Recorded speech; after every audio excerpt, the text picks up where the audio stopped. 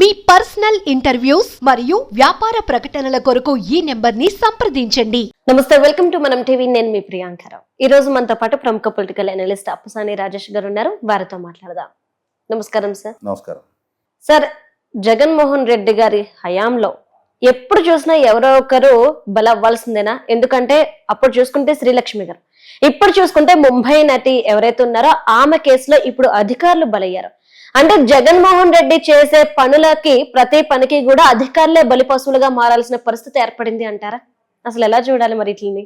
ఒకటి వాస్తవ పరిస్థితి ఏంటి అంటే, ఎస్, వాళ్ళ నాన్నగారు ముఖ్యమంత్రిగా కొనసాగిన రోజుల్లో, వైఎస్ రాజశేఖర రెడ్డి గారు ముఖ్యమంత్రిగా కొనసాగుతూ ఉన్న సందర్భంలో ఆయన వాళ్ళ కొడుకుకి ఆర్థిక ప్రయోజనాలు చేకూర్చడం కోసం తీసుకున్న నిర్ణయాల పర్యవసానం, ఆ నిర్ణయాలకు సహకరించిన అధికారులు జగన్మోహన్ రెడ్డి గారు అక్రమాస్తుల కేసుల్లో అక్యూజ్డ్గా బుక్ అయ్యారు.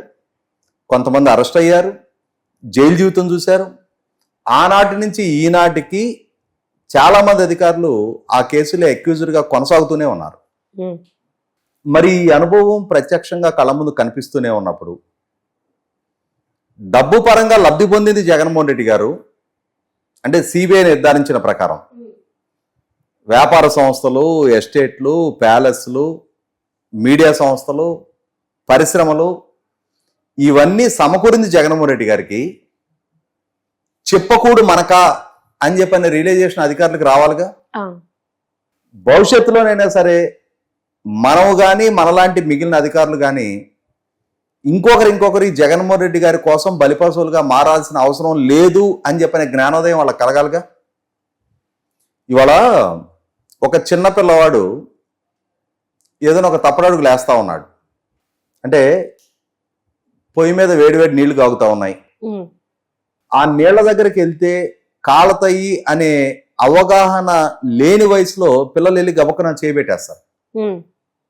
కానీ కాగే నీళ్లను ముట్టుకుంటే కాలుతాయి అనే అనుభవం, పరిజ్ఞానం వచ్చిన వయసులో ఆ పని చేయరు.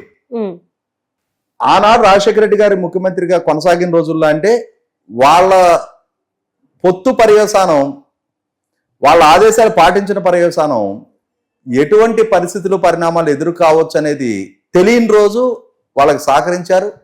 వాళ్ళు తీసుకున్న నిర్ణయాల్లో వీళ్ళు పార్ట్ అండ్ పార్సల్గా, వాళ్ళతో పాటు కేసుల్లో కో-అక్యూజ్డ్గా పార్ట్ అండ్ పార్సల్ అయ్యారు. కానీ ఒక అనుభవం వచ్చిన తర్వాత చాలామంది అధికారులు బలిపశువులుగా మారి కళ్ళ ముందు చరిత్రలో ఎగ్జాంపుల్స్గా కనిపిస్తా ఉన్న సందర్భంలో కూడా ఇప్పటికీ అదే విధానాన్ని అమలుపరుస్తున్నారు, కొనసాగిస్తున్నారు అని అంటే ఇవాళ చదువుకున్న మూర్ఖులు అనుకోవాలి వాళ్ళని.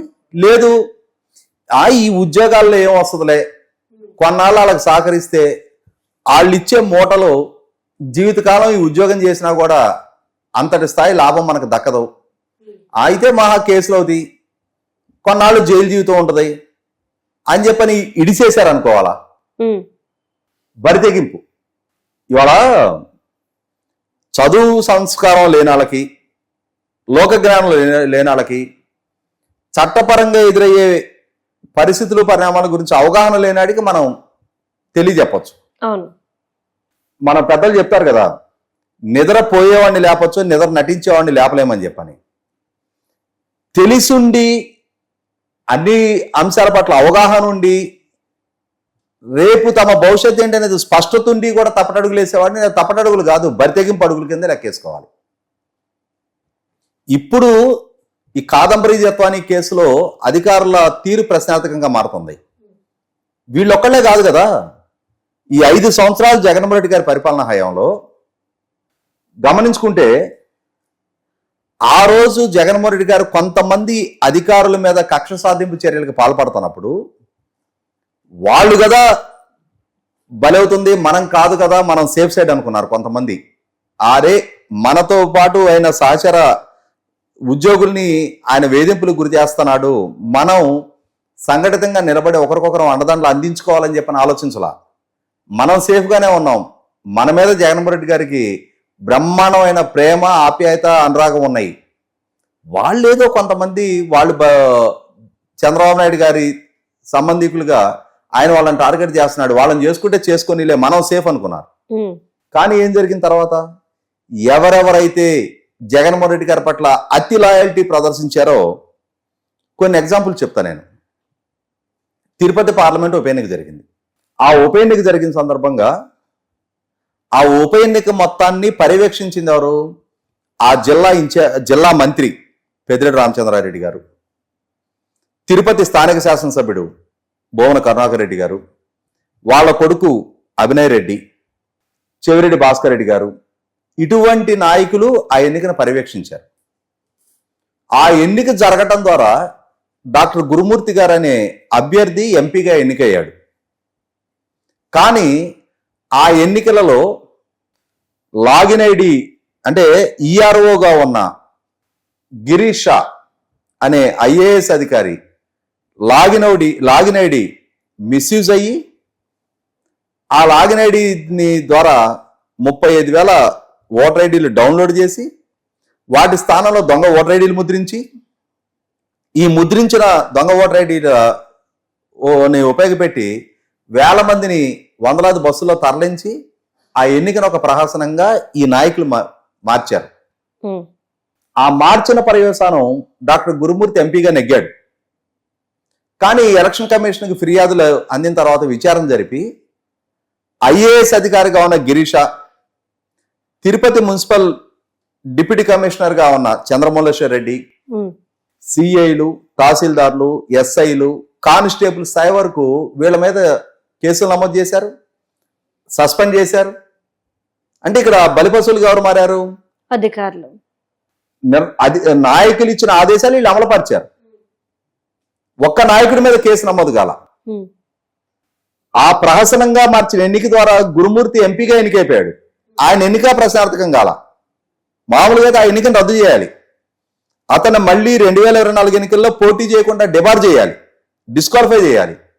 వాళ్ళకెవరికి చీమ కుట్టిన నొప్పి కూడా జరగల. అధికారులు మాత్రం బలిపశువులుగా మారారు. వీళ్ళ కెరీర్ ప్రశ్నార్థకంగా మారింది. వీళ్ళు వాళ్ళ కెరీర్ నష్టపోతా ఉన్నారు. ఇవే కాదు, జగన్మోహన్ రెడ్డి గారి పార్టీ నాయకులు ఇచ్చిన ఆదేశాలు పాటించి Anantapur ZP CEO Uravakonda election returning ఆఫీసర్గా ఉన్న భాస్కర్ రెడ్డి దొంగ ఓట్లు చేర్పులు, యోగ్యుల ఓట్ల తొలగింపు ప్రహసనానికి పాల్పడి సస్పెండ్ అయ్యాడు. పర్చూరు నియోజకవర్గంలో ఒక సిఐ, 3 ఎస్ఐలు సస్పెండ్ అయ్యారు, తహసీల్దార్లు సస్పెండ్ అయ్యారు, లెక్కలేనంతమంది బిఎల్ఓలు సస్పెండ్ అయ్యారు. అంటే ఏమర్థమవుతుంది ఇక్కడ? జగన్మోహన్ రెడ్డి గారి పార్టీ నాయకుల ఆదేశాలు పాటించావా? వాళ్ళు చేసే తప్పుడు పనులకు సహకరించావా?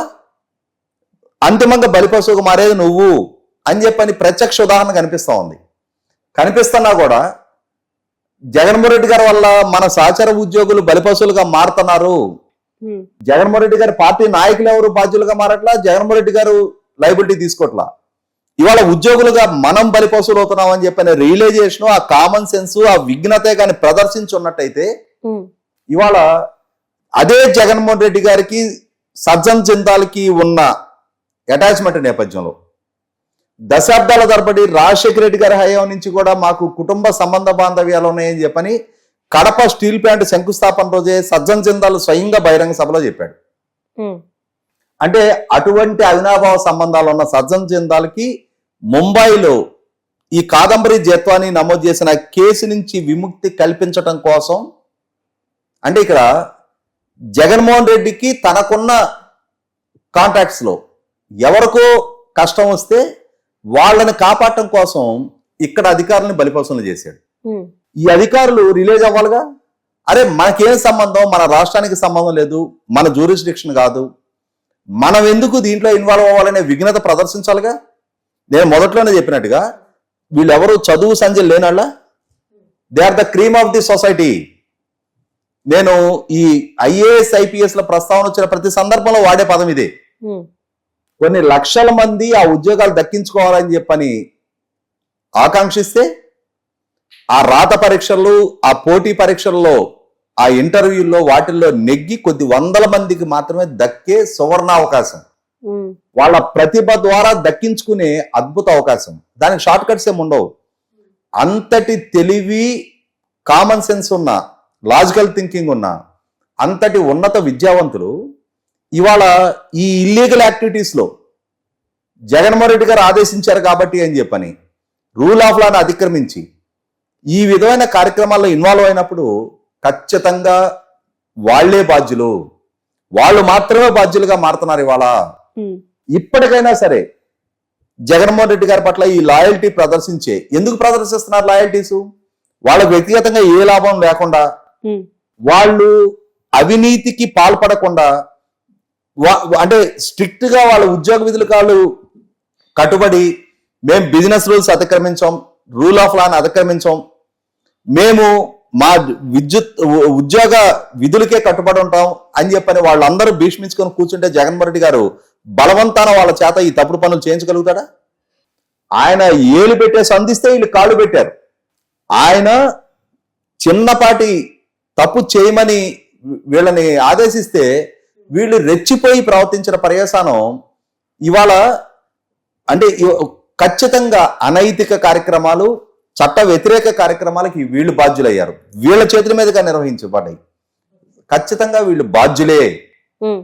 అంటే ఆనాటి నుంచి ఈనాటి దాకా ఇప్పుడు ఇది జగన్మోహన్ రెడ్డి గారి వరకు తీసుకెళ్లగలిగే సాహసం వీళ్ళు చేస్తారా? మరి రేపు విచారణ ఎదుర్కొన్న సందర్భంగా ఆయన ఆదేశించాడు, మేము పాటించాం అని చెప్పని కన్ఫెస్ అవ్వమను ఆ ధైర్యం చేయరు.